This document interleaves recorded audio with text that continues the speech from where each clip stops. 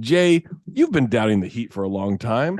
Um, as they eat a 41-point effort from Nikola Jokic, and I wouldn't say they held him to 4 assists. He had 4 assists. Like I didn't look at what uh the potential assist numbers were for him. Like that information had not loaded last night, but he had 4 assists. They tried to, no matter what Spo tells you, no matter what Spo tells you, their goal is to make him not a passer.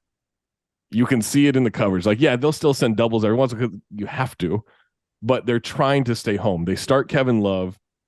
He's a plus 18 in his 22 minutes. Didn't shoot the ball well, but he's a bigger body and allows Jimmy Butler to go guard Jamal Murray. The zone defense. All right, one more thing before I turn this over.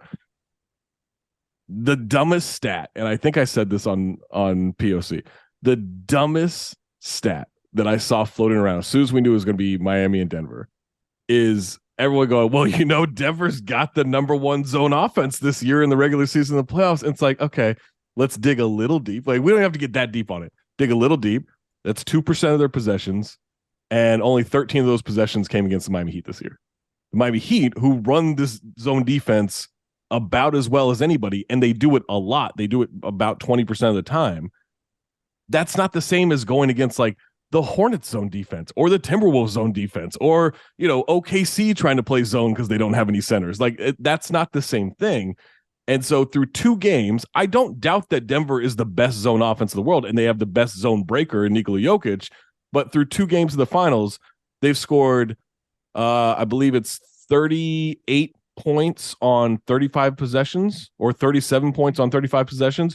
It comes out to 105 points per 100 possessions against the zone defense of Miami so far this year or so far this series. You'll take that if you're facing Denver because normally they're torching you for like 120 per 100 possessions on any given situation. And so, Jay, how surprised were you by the win last night, Miami and Denver, to make it a 1-1 NBA Finals? Not super surprised. Thank you. This is the Heat now. Everyone talking about how they're on a heater from deep and how it's unsustainable luck. This is the Heat. Just accept it. Accept that they're not what they were during the regular season. They are playing 2 guys in Max Strus and Duncan Robinson who are supreme shooters, can do it off movement, can do it in the transition, can do it in half court, whatever. They have Caleb Martin playing at an awesome level, Gabe Vincent playing at an awesome level. Pretty sure Tyler Hero getting injured actually helped them. I am worried about him coming back. Yeah. I would have the medical staff be like, Tyler, you could re-injure yourself if you come back in this series. You should probably just sit out the rest of the way. But this is who they are. They're a tough team. They scramble around defensively. They take you out of what you want to do.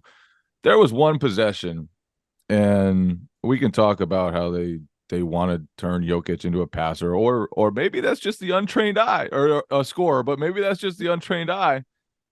But there was one possession that was so impressive me. It was in transition. I think it was in the second quarter, and Jokic has the ball, and he's going one-on-one. And normally a defense collapses in transition, right? If it's Giannis, you build a wall. If it's anyone else, you're helping and then fanning out to shooters. They literally just played him one-on-one. It was some of the most impressive stuff I've seen because it goes against your basketball instinct to just run straight to your man and allow Jokic to go one-on-one in transition. We can talk about turning him into a scorer. Do you know how hard that is when he's coming down as the handler in transition and you have to go out and guard Jamal Murray and Michael Porter Jr. and all those guys? That was the most impressive part to me, is like they were able to do it even in transition. They were able to stay that disciplined even in transition. This team right now is so detailed, so locked in, and they're super tough right now. They're a bear.